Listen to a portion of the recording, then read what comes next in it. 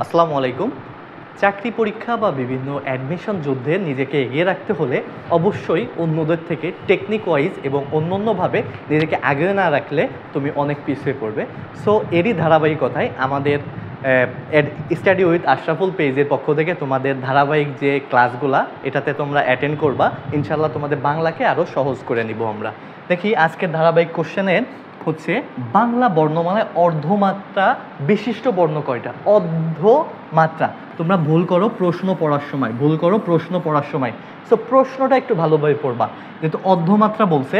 So দেখি আমরা ওই যে পড়ছিলাম না এর আগে একটা আমাদের যে পেইড ব্যাচের ক্লাসে বা বিভিন্ন জায়গায় আমরা এটা পড়ছি যে অর্ধমাত্রা কয়টা। দেখি এখানে অপশনে 6টা, 7টা, 8টা নাকি 9টা। তোমরা সঠিক উত্তর দাও অনেকে কমেন্টে। দেখি অর্ধমাত্রা হচ্ছে 8টা।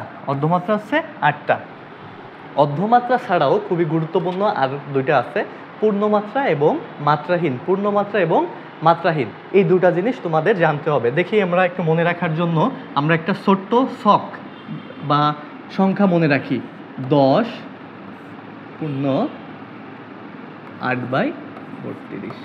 সেই এই সংখ্যাটা মনে রাখি এবং এই 10 হচ্ছে মাত্রাহীন, 10টা মাত্রাহীন, মানে এর 10টা বাংলা বর্ণমালায় 10টা কোনো মাত্রা নাই। এবং 8 যেহেতু এই যে অর্ধেক আছে এটা হচ্ছে অর্ধমাত্রা,